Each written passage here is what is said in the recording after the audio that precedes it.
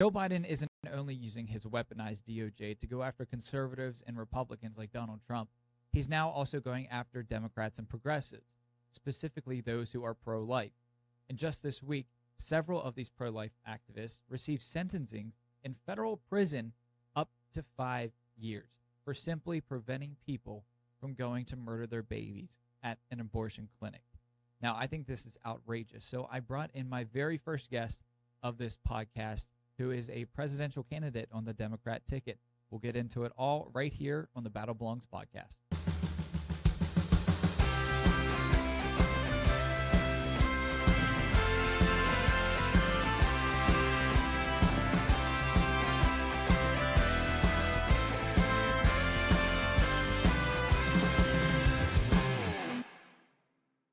What's up, everyone? Welcome to the Battle Belongs podcast. I'm your host, Coleton Furlow. Happy Friday. I hope your week has gone well so far. Today's a very special day because I have my first guest ever on the Battle Belongs podcast. It's week 3, episode 3, and I thought, it's time to have someone else join the discussion here. And what better way to have a very first guest than to bring on a presidential candidate?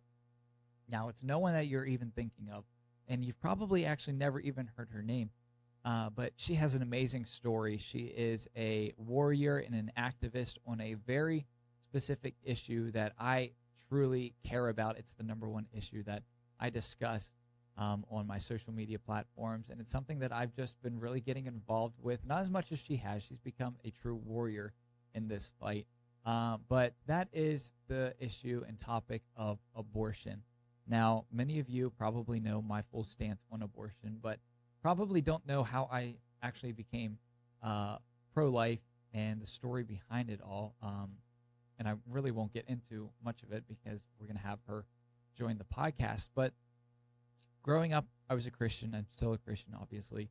And I actually wasn't fully pro-life. I was actually probably only 50% against abortion. I was okay for abortions with rape, incest, the life of the mother, quote unquote, and you'll hear more about that specific part later.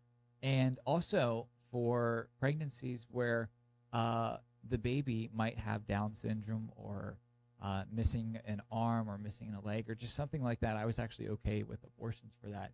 And throughout time, there's just one story where one of my teachers we were just talking about the topic of abortion, and she was telling us a story, and she was just kind of giving like insight into it so that we can shape our own opinion, and she wasn't forcing anything. She was just giving her life experience, and she was talking about how she was pregnant and the baby was going to have like complications.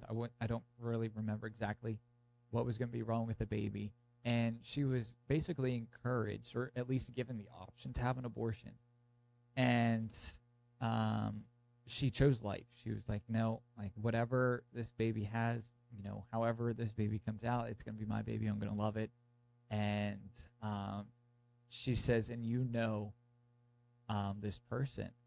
And it was like one of my best friends at the time in high school. And I heard that and I was just like dumbfounded. I was shocked. I cried.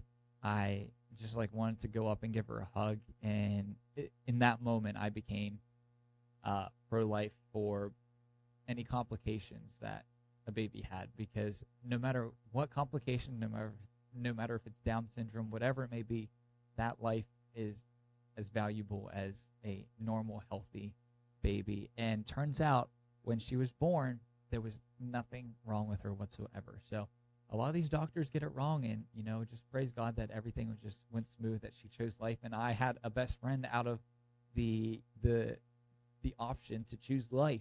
So I became pro-life in that regard. And then I just, started hearing stories from other people who have either been conceived from rape or who have actually been raped and had a baby and they chose life.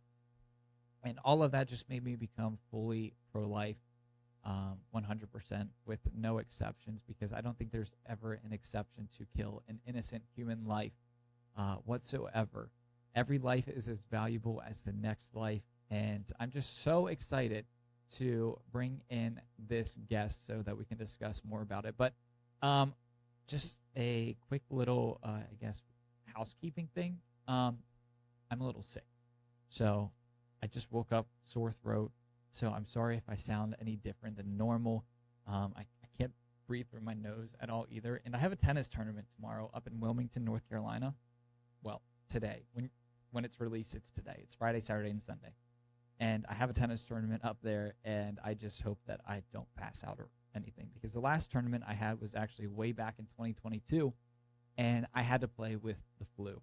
And it was 96 degrees, and I thought surely that was going to be my last day on Earth because I was just beat while playing. And then I just got slaughtered during the tennis matches. So hopefully tomorrow's another day. Next week, I have another amazing guest joining the show, Lucas Miles, who is the host, or not the host, he is the author of The Christian Left. And this topic that we're going to be discussing today will also tie into next week. So it's basically about how the radical left has tried to change biblical truth and how they're just reshaping the culture, and how society is just having a downfall and crumbling because we've taken God out.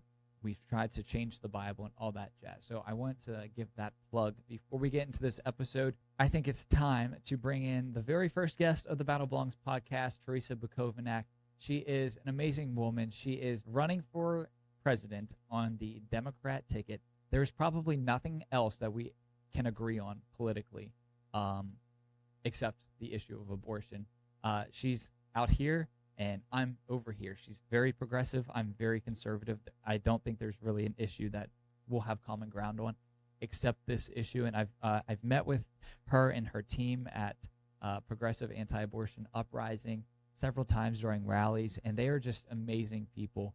And it's just so good to see in times like these where we can have common ground and fight for just moral, basic truths that life begins at conception, and all life should be protected inside the womb because they are innocent humans out there. So I just want you to listen to what she has to say because her story is truly amazing and inspiring. And the reasons why she's running for Democrat isn't really what you would ever think to imagine hearing from a presidential candidate. She's not running to win. She's running to change minds, and I love it. So take a listen. All right, so let's bring in now Terrisa Bukovinac. We're going to skip the formalities because she has a very busy day on the Hill today. But Terrisa, thank you for joining me on the Battle Belongs podcast. Thanks so much, Colton. It's an honor to be here. All right, so Terrisa was actually the person who joined this podcast when it was just in the startup, and I had to send in a sample video to the team just so it could get approved. So you're kind of like the reason that this is actually happening. So thank you. But I just want to know, just tell me about yourself. Aside from the activist Terrisa, aside from candidate Terrisa, who are you? I am a girl from Michigan. I moved to Atlanta when I was 19 and just wanted to have an adventure and explore life. And I'm a musician. I am an artist. And I eventually moved to San Francisco. And I'm really into fashion. I worked in the fashion industry for a long time before getting involved in the pro-life movement. And of course, I'm a Democrat and an atheist, and perhaps that's what you were kind of looking for. But oh, that's all good. I just wanted to know like the personal who you are. So that was all good.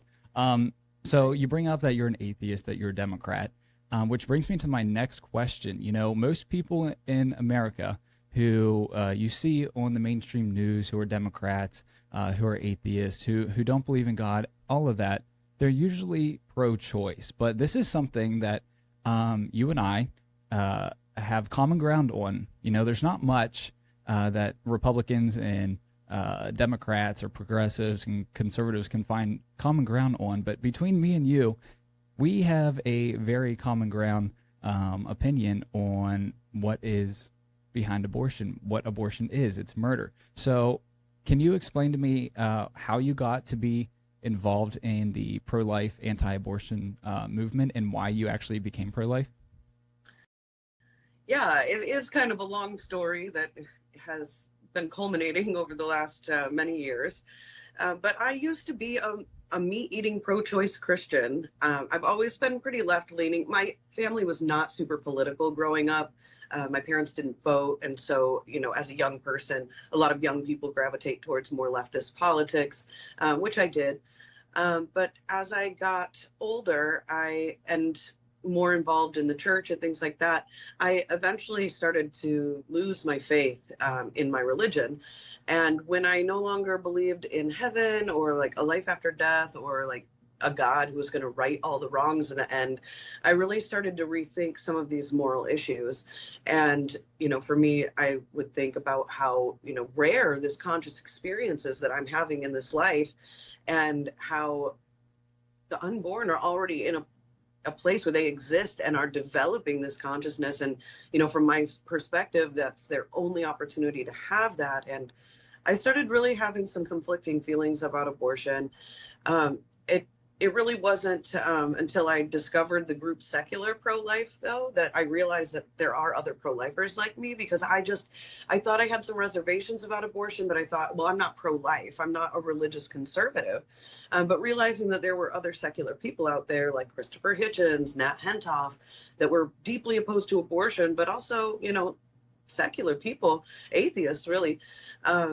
That gave me the confidence to be openly pro-life and to identify that way. And then over the course of some years, being exposed to the videos that David Daleiden released in 2015 that were just so gut-wrenching and horrifying, showing top-level Planned Parenthood executives haggling over the prices of baby body parts and how to do abortions in certain ways to crush certain body parts to obtain the fetal tissue and their organs. And it broke something in me. And I thought, I really need to do something about this. And I was especially concerned that the voices of pro-life people at that point was Trump, who was running for president. We had no idea at that point that he was going to win. But I thought, there's no way someone like Trump can reach people in my community in San Francisco, right, secular people, leftist people. Like, this is only going to drive them further away from this very life and death issue. And that's really kind of when I just decided that,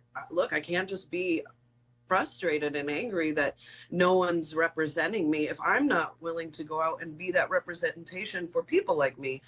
So I started my first organization at that point, Pro-Life San Francisco. And then some years after that, I became the president of Democrats for Life of America. And now, and then after that, I founded Progressive Anti-Abortion Uprising. All right. So let me ask you, were you kind of, when you first realized that you're against abortion, were you like all in against like basically every instance, or were you lenient at some point, and did it progressively get to be like where you are now, fully anti-abortion? Well, I would say that, there was some kind of like, oh, well, maybe just late-term abortions are bad. Right. There was some sense of that. But once I really, especially discovered secular pro-life and realized, there was all of these, there was a lot of content that they had created, secular content explaining, the principles of protecting life in the womb, and recognizing that, like, if we're trying to establish some equality between humankind, then that has to extend not just to late-term abortion victims, but to all members of our human family. That to do otherwise would be ageist, ableist, and just really out of the bounds of human equality. So I would say pretty early on in my career, like I didn't, by the time I'd started Pro-Life San Francisco, I was fully identifying as pro-life and anti-abortion. There's still a lot of people out there who call themselves Christians, and they have this idea that what I had growing up, abortion's okay in certain instances. What's your message for things like, especially like rape or incest, and people always say the life of the mother? What's your message to those people who think that's still okay? Well, my message to them is that you are still pro-life. I think it is so important that people understand that opposing abortion, generally speaking, is attacking elective abortion, this institution that kills healthy babies, that are inside their healthy pregnant parent. And I think that so often I meet people who think that they're pro-choice because of the exceptions that you just mentioned. Right. And I feel like it is a barrier because, you know, as pro-lifers, we definitely want people to see the value in all of these lives. And, you know, we're acutely aware of the horrors of the actual practice of the procedure. And I completely understand why pro-life people, and including myself, want to discourage anyone, you know, from having even those abortions that wouldn't necessarily be considered elective. Of course, the entire pro-life movement supports exceptions in the case where the mother's life or the parent's life is in danger. So that is, you know, I've noticed too that a lot of pro-choice people think that that's not true. And often when people will question me about that and say, well, what about the life of the mother? And I'm responding like, yes, you know, we have to meet her needs. But the question that they're really asking is, does her life come first? And I think that we need to do a better job of articulating that. Right. That yes, we do support that. And I really think that, you know, while there are sensitive feelings about abortion in these other exceptional cases, I think we need to keep people who have those beliefs on our side, instead of like giving them over to a side that is so barbarically, you know, pushing for late-term abortion. And I think that the likelihood of people becoming more and more pro-life over time is something that I've observed over the years in the movement. And I think just bringing them to our side is the most important thing, getting them to recognize that they are pro-life. Like if there are people who think that most abortions are okay, but that late-term abortions should be illegal, I really want to capture that group of people. That group of people is going to help us have a huge victory for late-term babies. So I really want to bring them into our pro-life family. Yeah, you bring up a good point, because one of the things that just frustrates me the most within the Republican Party, the GOP, and the candidates is that they really suck at articulating their point and the reasoning behind why they're pro-life. And no one really seems to understand what the pro-life laws are. And when they're questioned about it, like instances with the mother's life in danger, they don't know how to answer it. And I don't know if you've ever listened to Allie Beth Stuckey talk about this issue, but when she talks about the life of the mother, I think she just puts it so perfectly that it's the doctor's duty that, let's say, an ectopic pregnancy, non-viable, things like that, it's the doctor's duty to still try to have the baby delivered, because it's got to come out at some point. Try to have it delivered healthy, try to keep it alive. But if worse comes to worse, to save the mother's life, the pregnancy has to be terminated. And I think that's where people are just, you know, just confused on the whole issue. And if we can articulate it more, like you said, I think there'll be more common ground and people can understand just how bad this is. Because, correct me if I'm wrong, it's like 96% of abortions are just elective birth control. Yeah. Right. So I think that's like the message that we can all just come together on. And the more that we talk to people and, you know, break it down by issue within abortion, the more pro-life that they actually realize that they are. So let me transition, because I was just talking about candidates and GOP and not being able to articulate it. You're the only Democrat candidate running for president who can articulate this message so perfectly. So what made you decide to run? I didn't even know you were old enough to run. I thought you were like 25. So when I heard that you were running, I was like, geez.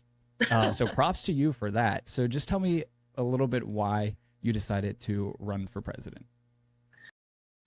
So in 2020, during the 2020 election cycle, I took to the road. I went to every single Democratic debate. I was just so frustrated with the party's censorship of pro-life Democrats. We are a third of the party, and most Democrats have serious reservations about elective late-term abortion. And I just thought, I've got to go to these debates. I've got to make my voice heard. I've got to gather other people, show them that we are still, you know, pressuring the party to change and to recognize us and to represent us. And then I did some work with Democrats for Life of America, got a little bit more involved, like politically in general, lobbying. And then in after founding Progressive Anti-Abortion Uprising, because I wanted to have this very partisan group that could really just kind of help move the Democratic Party on this issue. We know that the Democratic Party is not really influenced that heavily by establishment Democrats or blue dog Democrats, it's progressives. And so my goal was to organize people like me that have more progressive politics, but who are deeply opposed to abortion, and to give them a voice. And then just a few months after I established that group, my colleague Lauren Handy and I recovered the remains of 115 aborted babies outside the Washington Surgery Center in Washington, D.C., a very notorious abortion center run by Cesare Santangelo. Inside the box, it included in the 115 were 5 post-viability babies. So, 3 of them were basically whole. One of them, which indicates that they may have been born alive, and at that late gestational age, it's just very likely that they were born alive and left to die. One of the baby girls, Harriet, had the back of her neck cut, and where her brain had been suctioned out and her skull had been crushed, which is the hallmark wound of a partial birth abortion, which is also a federal crime along with infanticide. And, you know, this experience of pulling the broken bodies of these murdered children out of this box was the most soul-crushing experience of my life. And so when I was preparing to go through another election cycle last summer, I thought, you know, how can I do this? I can't go through another election cycle just demanding representation once again if I am not willing to get out there and do it. Now, I'm not a sitting governor or member of Congress. You know, I don't have a pathway to any kind of real victory in terms of becoming president or winning this election or primary. I am running for 2 reasons: to continue to put pressure on the Democratic Party to show them that we are not going away and that we are going to continue to build our pro-life leftist movement brick by brick until there is victory for the unborn. But more importantly, or maybe not more importantly, but more immediately, I am using this campaign as a way to draw attention to this discovery that I made of these 5 children. They still have not had an autopsy, and these are the faces of late-term elective abortion in the United States. If we are ever going to pass a national ban in this country, it is going to be because people see the victims and recognize that this is violence. It's the same method that's used by any other social justice movement that's ever been successful in the history of the world using nonviolent means. We have to show the people what these children look like, show them the victims. And so as a federal candidate, my ads cannot be censored by law. So I was on the ballot in New Hampshire. We ran 12 ads during Jimmy Fallon's show and The View. And I had an op-ed in the paper, and I outperformed more than half of the lesser-known candidates on the Democratic primary. And the ones that did beat me, most of them actually live in New Hampshire. So it was pretty remarkable, considering I did absolutely zero ground campaigning, because like I said, this is not a real campaign. I'm not a politician. I'm an activist. And now I'm on the ballot in New Jersey, and I am Joe Biden's only challenger. So voters in New Jersey have to pick between me and Joe Biden. And if I get even 15% of the vote in any county, I will be able to send a delegate to the DNC. So it's actually culminating into something really great. And the campaign did run an ad in New York. Because I'm on the ballot in New Jersey, I can run ads in the largest media market in the world. And I ran graphic ads of the 5 on the Today Show. Now we're trying to run more ads. This is what the campaign is about, but we need money. And so the max donation is $3,300. If you can give $3,300, that is going to go to ads. And if you have specific requests about specific ads or shows that you want us to run on, we will do it. But please just go to my website, Terrisa2024.com, and help me show the American people in this very critical election cycle the violence that is the status quo in this nation. Wow, I love it. And I got to tell you that I've seen some of the ads that you've ran. I believe you posted them on social media, and they are gut-wrenching to watch. But if you're not against abortion after watching these and you're still not against abortion, I don't know what's wrong with some of these people, because they're so gut wrenching to watch, but they're just so eye opening to, the truth behind the abortion industry. Now, let me ask you, I feel like on the Republican side, there's much more openness to debate the topic around abortion. A lot of people have different stages of life before they have like a cutoff date. Some say 15 weeks, 24 weeks, whatever it may be. But I feel like the Democrat side, they don't really have a discussion. They just kind of file in line to just be for abortion up till birth, no strings attached, basically. So is that true? And also, has any of the candidates, like Joe Biden, the Miriam Williamson, I believe I'm saying her name correctly, have they said anything to you? Have they wanted to have a conversation to, find common ground on this, or is it just like kicking you to the curb? Well, there is a campaign by the pro-abortion side, which is called No Airtime for Antis. And so, the Democratic establishment will do anything, in my opinion, to silence pro-life Democrats. That's a big problem for them. And you can see that they primary any candidates aggressively who espouse any kind of concern about even late-term abortion. Like, I remember Andrew Yang in the last presidential election saying something about abortion as a tragedy. And even though he's totally pro-choice, he was totally criticized for that. And I'm sure that criticism has stayed with him since then. So they're going to try to ignore my campaign as much as possible. I did have a confrontation with Marianne Williamson in New Hampshire at the State House when we were both filing.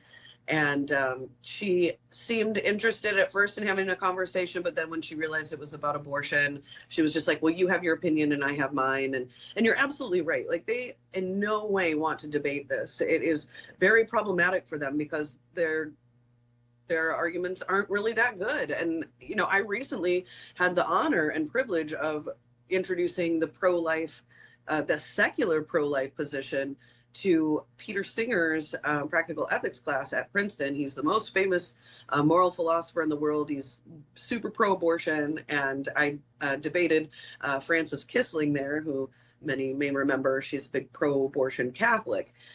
So it was a very interesting interaction. But the reality is that abortion is killing, and when you show a class, when you show people like really the pictures of what this actually comes to, it is shocking to them. And I read articles later from people who were covering that class at Princeton who really felt moved by that presentation and thought, oh, maybe I don't support abortion. And that's what they fear. And like, even wedging in a little ways, even weakening the abortion industry could tumble it to the ground. So it's so important that we're taking every opportunity to get around the censorship and find unique, creative ways to have an impact on this election, not just on the Democratic Party, but on the GOP as well, who desperately needs the message that the American people care about this issue, and they cannot be mistaken about that. Right, and you bring up a pro-choice Catholic. That just blows my mind.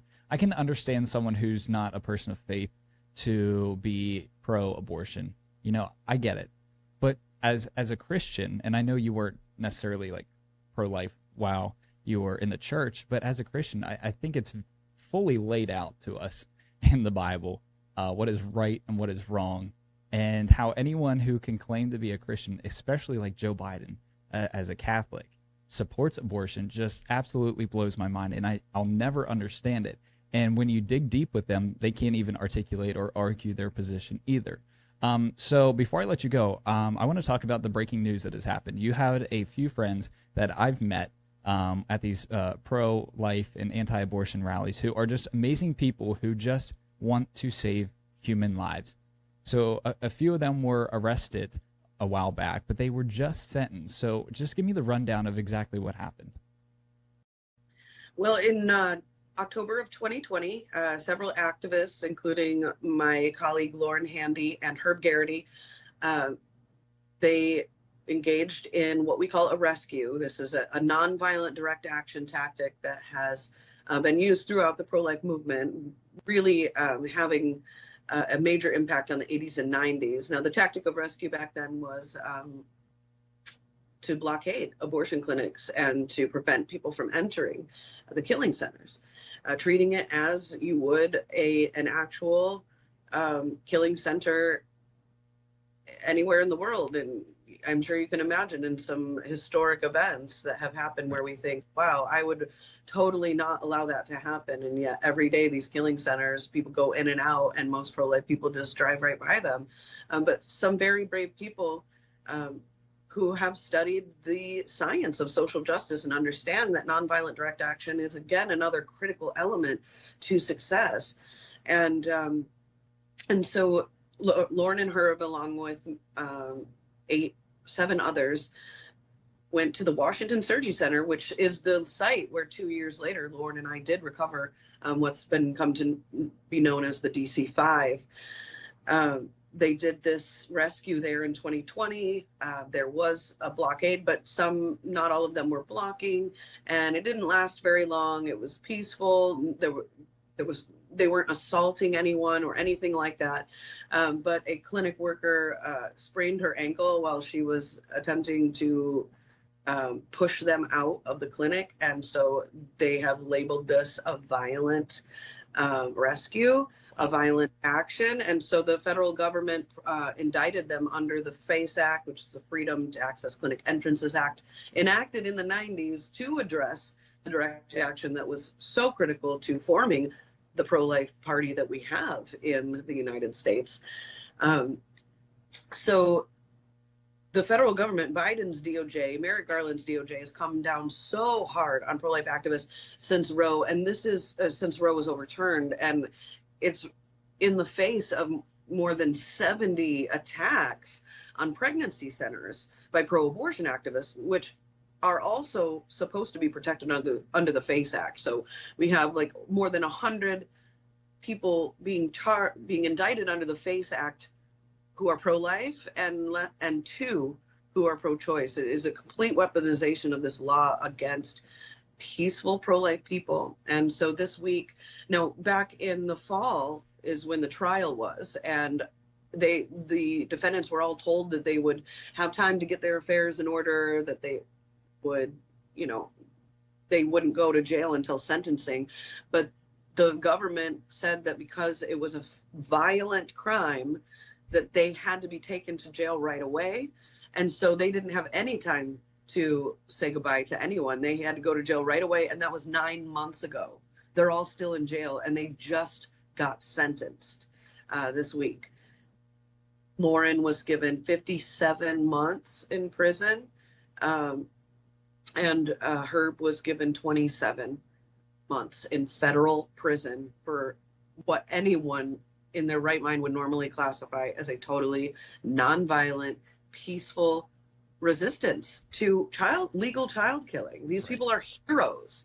And, some of them are grandparents. Some of them are in their 70s. Some of them have very serious health problems. Heather Idoni, for example, had a stroke. She has had a stroke while incarcerated right now. She was just in the hospital a couple days ago, and now she has COVID, and she is a grandmother. She has 5 biological children. She adopted 10 children from Ukraine. She is desperately needed home with her family, but instead the federal government is trying to make an example of her. And so we are hoping that people will call your members of Congress, let them know we want the FACE Act repealed, and we want these prisoners freed. If and when Trump is reelected as president, we want him to pardon them as one of the first things that he does. And that's only going to happen if people call their members and make sure that it does not get off the radar of the GOP's agenda. Yeah, I 100% agree with that. And the thing that ticks me off the most about all of this is you see the lunatics on the college campuses right now who are actually violent, who are actually committing hate crimes against Jewish students. That is being applauded by the left. They are excited about that, and they encourage it. Yet when people just want to save human lives from being murdered, they talk about genocide on these college campuses, that Israel's committing genocide. They're not. But the real genocide is inside the womb, and they're just completely silent about that. And these people are the ones who get arrested and sentenced for bogus reasons. just because they want to save lives. Okay, so last question. What is your message to Donald Trump? Because he is the pro-life candidate between Joe Biden and Donald Trump. So what is your message to him on how to cultivate this message and to galvanize the pro-life movement going into the election? Because I think he's struggling a little bit right now regarding it. Yeah, I think that he needs to listen to his base, that this is a core issue of the Republican Party. And I am not a fan of the Republican Party, but in my opinion, the only real moral ground that the party is standing on, which is a really high moral ground, right, is that this party is opposed to the genocide of the unborn. And I want to encourage Trump to obviously pardon the rescuers, but to also work vigorously to pass a national ban that would protect at least babies who are being aborted for elective reasons in the late second and third trimester. I think that is a place where most Americans are, and there's absolutely no reason for the GOP to be backing away from that. That should be the lowest hanging fruit for the party. And I think that obviously the FACE Act needs to be repealed. There is clearly a double standard in the way that pro-life activists are being treated in this country and have been for decades. And I'm going to also say that Donald Trump needs to do a rescue. He needs to put his body on the line for the unborn, to set the example for the rest of this country. We are never going to end abortion in all 50 states until, once again, thousands of regular, everyday people are willing to go to the killing centers and say no more. We are not standing for this. We are going to put our bodies in between the oppressor and the oppressed. And it is going to take someone with an incredible amount of courage and with an enormous public platform, right, to show Republicans that being polite, being law-abiding, I understand that's like a Republican thing, but you got to set that aside when it comes to child killing. And the kind thing to do here is to end it. And someone like Donald Trump could really make a difference in terms of that. So I want to invite Donald to come to my next rescue, and DM me. We'll work it out. I'll hopefully give you a plan to do a rescue and change the world. That's such a bold invitation, but I love it. It's such a great idea. Okay, so I said that was the last question. I lied. This is it. You don't have to answer it if you don't want to. So presumably, Joe Biden is going to be the nominee of the Democrat Party. Are you a one-issue voter this election? Would you vote for Donald Trump if it came down to it regarding the issue of life? I am not going to vote for Donald Trump or Joe Biden. Okay. I Fair. am a conscientious voter, and I believe that the key to getting the Democratic Party to change isn't just to become a Republican or to vote Republican.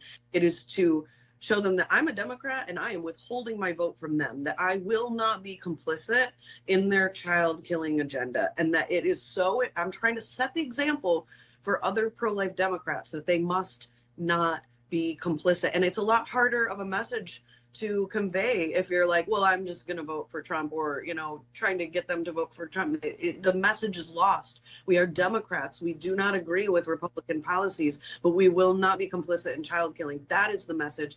That's what I'm trying to raise up these pro-life Democrats, to give them the courage to say who they are, to stop being silenced, to stop being afraid. I mean, we live in America. We are not going to get executed on sight for espousing views that are unpopular. Right. Not yet. We're not even going to be given the death penalty for rescuing. These rescuers, yes, these are harsh penalties. And I know that might scare a lot of people. And I'm not every rescue comes with that kind of risk. Okay. They did a blockade. That's different. There's other types of rescues. There's other types of ways that people can sacrifice for this cause. But we must make these kinds of sacrifices, or nothing is going to change. And I just want to encourage people to have the courage to do that, because even if you did something really brand like a blockade and you're facing 27 months in federal prison, you're going to get out. Right. Like, the lack of courage around this in the United States is concerns me as an activist, that there are just so many people laying down their lives in other countries for issues that aren't even as grave as the one that we're in. So I really want to encourage people to be bold. And maybe that just starts with telling your friends, like, hey, I don't agree. I do think that abortion is wrong. I don't want to get into it. You don't have to debate everyone. Just say you disagree. But then the second step is to go to my website, Terrisa2024.com, and to find more out about the campaign, watch the ad, and please make a contribution so that we can show people. I'll take the heat for you. I'll show the American people what the dead babies look like, and they can get mad. I think that was like the most perfect response to that question, and I respect it 100%. Okay, so you mentioned your website. Where can people follow you on social media? At Terrisa Lynn. My first name is spelled a little different. It's Terrisa. I didn't pick it. It's my parents' fault. Yeah, but mine's spelled differently too, so we're in the same boat. Oh, right. Okay. Yeah, so it's Terrisa Lynn, Lin. So Terrisalin. That's my handle, Twitter and Instagram. Please follow me. I'm really fun to follow. I'm cool. I'm funny, and I'm really I 100% agree. Well, Terrisa, thank you so much for joining the podcast today. Thank you for everything that you do for the pro-life movement. And I just want to encourage you to keep up the good fight for all of us, you know, for the people who might not be bold enough to speak out against it. You're an inspiration to all of us. And I think you might be the only Democrat candidate that has some sanity right now. So I do applaud you for that. So again, thank you for joining the podcast. What a great discussion with Terrisa Bukovinac. She's very inspiring. Her story is amazing. I just love her fight and her drive to protect the sanctity of life. And what's a little crazy is that most people go to church and then they start growing in church, and that's when they become pro-life. But hers was the complete opposite. She left the church and then became pro-life. And I think that's very interesting. But I'll continue to pray for her that she finds her way back home, because I know that Jesus is standing there with his arms wide open, waiting for her and everyone else to just come back home. And, you know, no one is ever too far gone from the love, mercy, grace, and forgiveness of Jesus. And all you have to do is just turn to him, come back home, and you'll just be forever changed. But I truly love her and her organization, and just seeing that we can have common ground on that issue is just inspiring, especially when we have just destructive societal divisiveness today. Where we can't agree on anything, we can't even have a civil conversation. So it's just so good to have a normal conversation with someone who doesn't even remotely agree with you on 99.9% of anything, but that 0.1% we can agree and fight together to make this world a better place. So now, moving into one of my favorite parts of the podcast is video reactions, because I get to react and watch the most ridiculous things on social media, and most of these people are radical leftists who are just so lost, so morally lost, and they just need some help. So I believe it was episode 1 that I played a video and reacted to a video where you can be like season gender, right? You can identify with whatever season that, you know, just feels most connected to you. Well, now we have a new sexuality that just came out, and it's regarding nature. So we are going to take a listen to this. Someone ecosexual. What is it? Ecosexual. Sexy. This is a growing movement that treats nature as a sensual partner. And over 100,000 people now identify... Over 100,000 people, ecosexuals. Ecosexuality Tell me. ranges widely, from ceremonies where you can marry Mother Nature to sex with trees and even masturbating under waterfalls. What? How do we get to this point where we just allow such degeneracy and stupidity run society? Having sex with nature, having sex with trees, what kind of mental instability do you have to think that's just normal, to think that that's okay? You don't need to be affirmed. You don't need to be, promoted on this pedestal. You need a padded room, and you need some help, and ultimately, y'all need some Jesus. This is absurd. Ecosexual. this is just an entire domino effect. And unless we put a stop to it, it's just never going to end. This is just ridiculously disgusting. Next video we have, actually, it's not a video. It's a point. It's a point. Okay. So, a while ago, Dylan Mulvaney, the wonderful social warrior justice for the trans agenda, who caused Bud Light and Anheuser-Busch to just lose millions and millions of dollars. He was in Peru making this video of how, it's just so good to travel on my own again, and I can find myself and find my happiness. And it's great to be in a country where I feel safe, because in America, I don't feel safe. Well, Peru just passed a bill classifying trans as mentally ill people. And I applaud them. And my question is, why haven't we done that here in the United States? Why haven't we classified transgender individuals, trans in quotation marks, because you're not trans, you're just a confused man or woman. Why haven't we passed a bill defining them as mentally ill so that they can get the mental health help that they need? They desperately need this help. We can't just keep affirming delusion in society. So next up we have a picture, and this is two men with a baby, and the guy's shirtless holding the baby as if he's a woman, a mother, and I believe that these two men are together, and that is now their child. Could be wrong, but it's going viral on social media. Last week we discussed how two men rented a womb of a woman so that they can create a life and that they can have a child. They ended up having two, and raise them together as two men in a relationship, a marriage, quote unquote, because we know what actual marriage is. It's actually between a man and a woman. The Bible says so.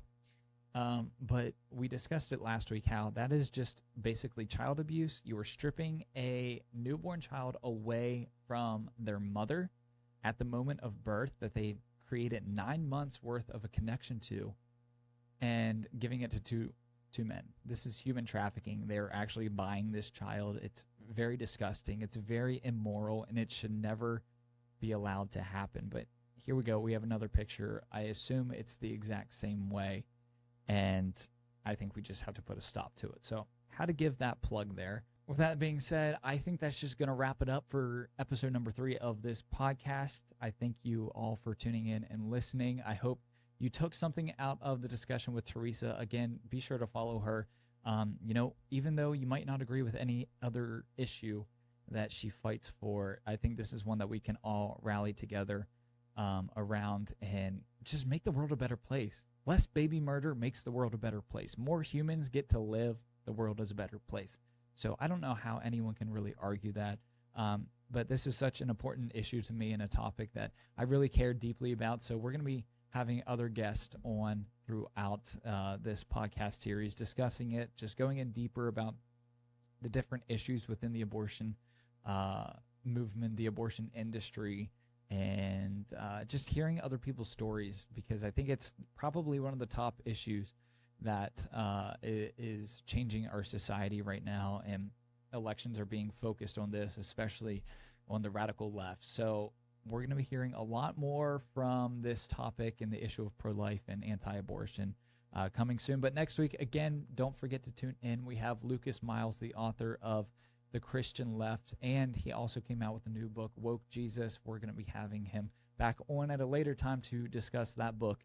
But I thought it was a perfect opportunity to share with you guys his vision, his outline for how America has just gone so far downhill. And it all started with taking God out of society, and now just look where we're at. And the radical left is trying to change the culture. They're trying to change biblical principles and biblical truths and make Jesus to be this person that he wasn't, to make God this person that he's not. And it's just such a good read. I'm on my second time reading it because I have to refresh everything so I can take notes. But it's just so good. So we're going to be having him next week on the Battle Belongs podcast. I will see you guys next week. Hopefully I don't die at my tennis tournament. Take care.